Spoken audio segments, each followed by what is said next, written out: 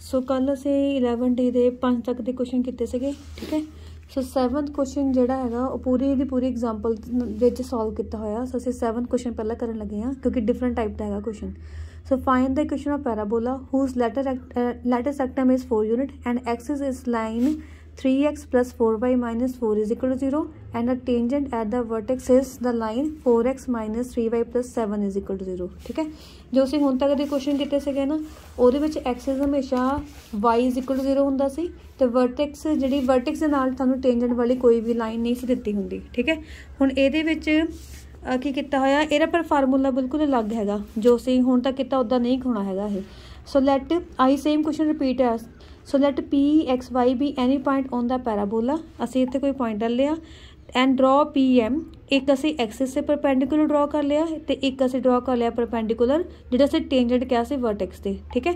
So then I लिखा होया P M and P N be the perpendicular on the axis and the tangent at the vertices respectively. So P M square आ तुहानूं formula याद रखना पैना कि P M square किहदे बराबर हुंदा। पी एम का मतलब वो परपेंडिकुलर डिस्टेंस जिहड़ा एक्सिस ते हैगा, this square is equal to latus rectum into PN एन, ठीक है। ये फार्मूला किसी होर क्वेश्चन से नहीं यूज होना, इत्थे ही यूज होंदा है, ठीक है। तो हुण पी एम इहदा असीं परपेंडिकुलर डिस्टेंस किद्दां कढदे हुंदे सीगे, पी पॉइंट नूं एक्सिस च पुट कर देना, ठीक है। सो इत्थे 3x plus 4y minus 4 उद्दी रह गया, अपॉन आया ना under of X the coefficient दा स्केयर वाई दे कोएफिशिएंट दा square. So this is equal to 4 A latus rectum तो आया। सेम इदी पी एन का मतलब perpendicular distance from P to tangent, ठीक है। सो ये भी असी पॉइंट पुट कर दिता 4x minus 3y plus 7 upon आया ना अंडर ऑफ एक्स के कोएफिशिएंट दा स्केयर मीनस 4 दा स्केयर, वाई के कोएफिशिएंट दा स्केयर मीनस 3 दा स्केयर। तो इत्थे स्केयरिंग की 3 दा स्केयर हो गया 9 तो अपना 4 दा स्केयर हो गया 16, 25 है ना, 25 बन जाना। तो इधरों आया ना सेम आया ना, दोनों पासे एलसीएम कैंसल हो जाने, ठीक है। तो इस तो बाद ए दा स्केयर इधर रह गया, 4 उधर रह गया, तो 4x माइनस 3y प्लस 4 इधर रह गया होया। So which is the required equation of the parabola. हाँ, ये स्केयरिंग है ना, एक अंडर कैंसल हो जाना, ठीक है। मतलब इतने तुहाडे कोल 5 आ जाना तो 5 का स्केयर बन जाना, तो इत्थे 5, ठीक है। सो एक 5 नाल 5 कैंसल हो जाएगा, इत्थे जिहड़ा 5 बचना वो 4 नाल मल्टीप्लाई होके इसलिए इत्थे 20 आया होया। इत्थे मिस प्रिंटिंग हैगी, इत्थे 7 आना हैगा, ठीक है। सो ये क्वेश्चन सीगा 7th 10th 11 12th ते 13 क्वेश्चन एक्सरसाइज है, सेम तरीके नाल करने हैं। तो एक क्वेश्चन ये मैं 10th का फर्स्ट पार्ट करवा लगी हाँ, ठीक है। सो हुण देखो क्वेश्चन की हैगा, find the foci vertices directrix and axis of the following parabola. असीं आप कितनी चीज़ां पता करनियां 1 2 3 4 4 तो पैराबोला साडे कोल किहड़ा हैगा y is equal to x square minus 2x plus 3। So सब तो पहला साडा मेन काम हैगा कि इहनूं असीं चेंज करना हैगा स्टैंडर्ड फॉर्म दे विच।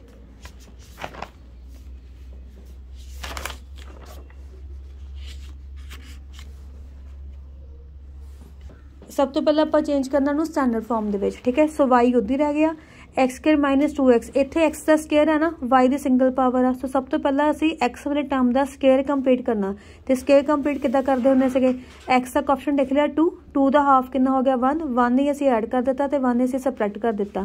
सो ये पूरा मेरे को बन जाना एक्स माइनस 1 दी होल स्केयर, 3 प्लस 1 कितना हुंदा 3 माइनस 1 हुंदा 2 इधर जाके माइनस हो जाएगा। सो ये मेरे को आ गया एक्स माइनस 1 दा whole square is equal to y minus 2।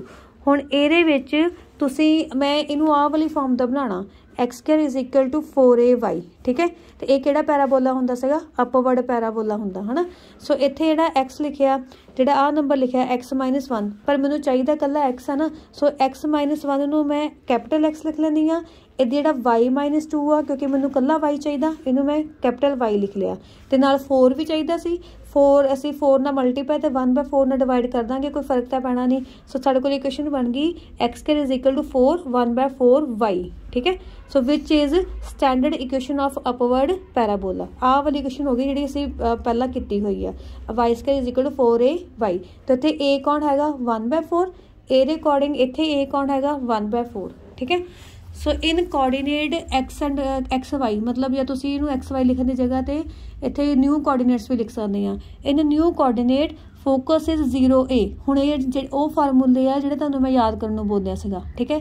J upward होगा तो अगे 0 आ जाना, पिछे A आ जाना, मतलब न्यू कोआर्डीनेट्स दे विच साडे कोल फोकस कौन हो गया 0 1/4, पर ये एक्स कैपिटल एक्स ते कैपिटल वाई की गल करदा पिया, असीं जाना हैगा स्मॉल एक्स स्मॉल वाई च, ठीक है। 0 का मतलब कौन 0 आ, कैपिटल एक्स 0 आ, 1/4 किहदी वैल्यू आ, कैपिटल वाई की वैल्यू, ठीक है। सो असी इत्थे एक्स नूं लिख देना स्मॉल दे विच, मीनस x -1 जिहड़ी असीं आ वैल्यू इत्थे लिखी सीगी x is equal to x -1, इहदी कैपिटल वाई किहदे बराबर आ y -2। सो सारे क्वेश्चन च असीं यही करना, कैपिटल की गल शुरू करके फिर स्मॉल च जाना असीं, ठीक है। सो x -1 0 रख दिता, y -2 1/4 दी इक्वल रख दिता, x हो गया 1 ते y हो गया 9/4। सो साडे कोल फोकस आ गया 1 9/4, ठीक है। सो इहदी इन न्यू कोआर्डीनेट्स द वर्टिसेस इज 0 0, क्योंकि जो आप स्टैंडर्ड की गल करते हैं वर्टेक्स 0 0 हो गया, इसका मतलब कैपिटल एक्स 0 हो गया, कैपिटल वाई 0 हो गया। हुण आपां फिर स्मॉल से जाना, सो कैपिटल एक्स की जगह पर आ जाऊगा x -1, कैपिटल वाई की जगह पर आ जाना y -2, ठीक है। So this is equal 0। So vertex हो गया साढ़े कोल इत्थे, इत्थों एक्स की वैल्यू स्मॉल एक्स की वैल्यू कर ली 1, स्मॉल वाई की वैल्यू कर ली 2, सो वर्टेक्स हो गया 1 2। So the equation of directrix in new coordinate is y is equal to -a। ये भी फार्मूला तुहानूं याद रखना पैना, ठीक है। इत्थे कैपिटल वाई क्यों लिखिया, क्योंकि असीं सारे फार्मूले ये स्टैंडर्ड फॉर्म से लगाने पे हैं, तो स्टैंडर्ड फॉर्म साडे कोल कैपिटल एक्स ते कैपिटल वाई दे विच सीगी, इत्थों कैपिटल एक्स ते कैपिटल वाई दे विच, ठीक है। सो हुण कैपिटल वाई की वैल्यू पुट कर दी, y -2 this is equal to -1/4, so इत्थे y हो गया 7/4, ठीक है। सो द लास्ट पार्ट इहदा the equation of axis in new coordinate, equation of axis कितनी होनी है, x is equal to 0, in old coordinates capital X की जगह पर कौन आ जाना x -1, so x -1 equal to 0, so x is equal to 1 which is the equation of axis in original coordinates. So ये साडी एक्सरसाइज इत्थे खत्म हो गई है। नैक्सट टॉपिक आपां शुरू करना हैगा वो हैगा इलिप्स, सॉरी असी 11E नहीं करनी, ठीक है। 11E एक्सरसाइज नहीं करनी, तो आपां स्टार्ट कर लांगे हुण आपां नैक्सट टॉपिक अपना इलिप्स। सो इलिप्स की हुंदा,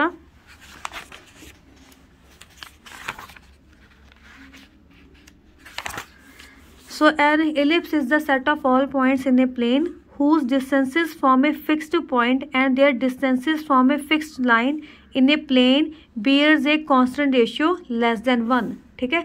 असीं जो पैराबोला किया सी उस की हुंदा सीगा, पैराबोला च हुंदा सी एक फोकस एक डायरेक्ट्रिक्स, असीं कहंदे सी ओ पॉइंट जिहड़ा डायरेक्ट्रिक्स ते पैराफोकस तो डिस्टेंस की होवे सेम, ठीक है। इत्थे उन्होंने की कह दिता कि इलिप्स दे विच सारे वो पॉइंट्स होने आ जिन्हां दा एक फिक्सड पॉइंट ते फिक्सड लाइन तो डिस्टेंस एक स्पैशल रेशियो च होवे, ते वो रेशियो किहड़ी होएगी लेस दैन 1।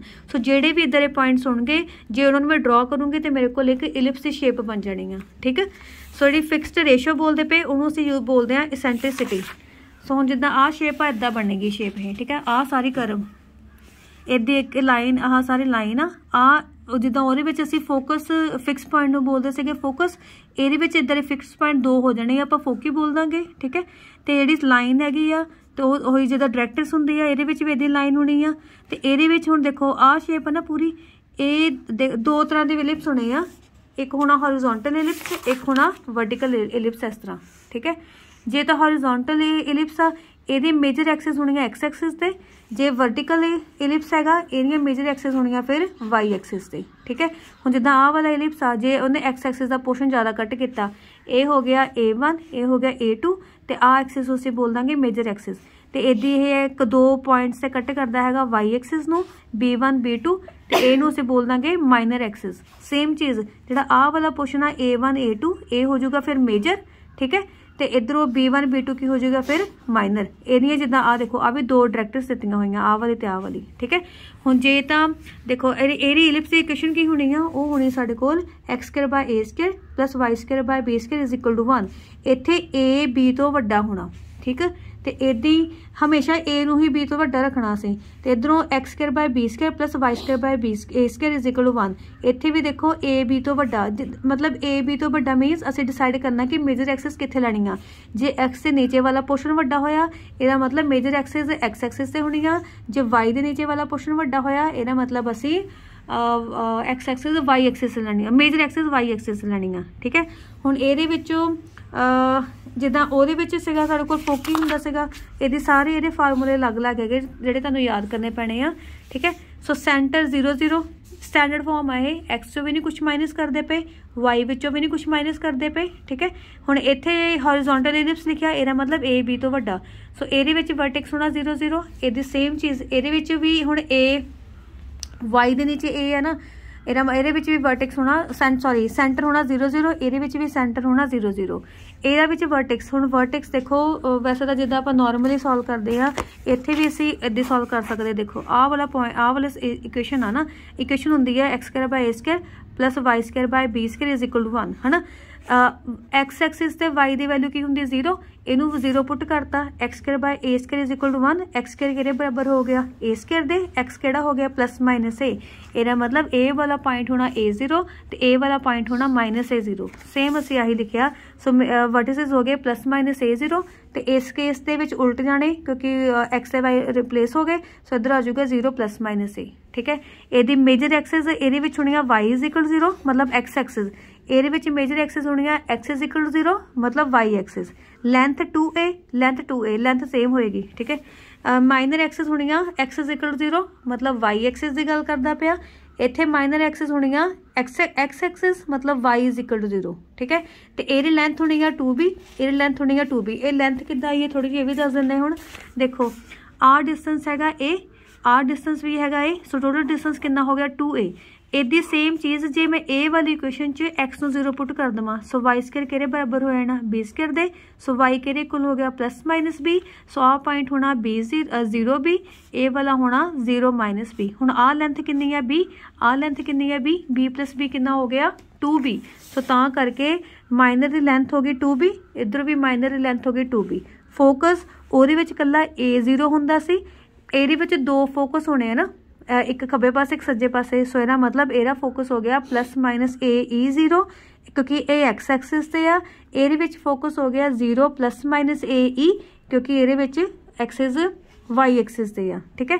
डायरेक्ट्रिक्स की इक्वेशन पैराबोला च हुंदी सीगी अपनी X is equal to minus A, ਇਹਦੇ ਵਿੱਚ हो जूगी X is equal to plus minus A upon E। ਉਹਦੇ ਵਿੱਚ ਐਸੈਂਟ੍ਰਿਸਿਟੀ E ਇਕੁਅਲ ਟੂ 1 ਹੁੰਦਾ ਸੀਗਾ ਨਾ, ਇਹਦੇ ਵਿੱਚ ਐਸੈਂਟ੍ਰਿਸਿਟੀ ਸਾਨੂੰ ਪਤਾ ਕਰਨੀ ਪੈਣੀ ਆ, ਤੇ ਆਹ ਹੁੰਦਾ ਫਾਰਮੂਲਾ ਐਸੈਂਟ੍ਰਿਸਿਟੀ ਪਤਾ ਕਰਨ ਦਾ, B square is equal to A square 1 minus C square, ਠੀਕ ਹੈ। B ਛੋਟਾ ਹੋਣਾ ਤੇ A ਵੱਡਾ ਹੋਣਾ, ਠੀਕ ਹੈ।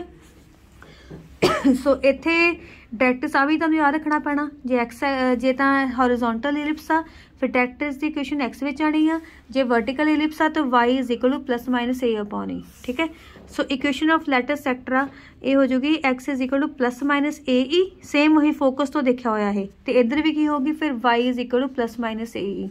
Length of latus rectum ਵਿੱਚ ਹੁੰਦੀ ਸੀਗੀ 4a, ਇਹਦੇ ਵਿੱਚ होगी 2b स्क्वायर बाय ए, ਇਹਦੇ ਵਿੱਚ भी कितनी होनी 2b स्क्वायर बाय, बस याद रखियो b छोटा रखना तो a ਵੱਡਾ वाला नंबर, ठीक है।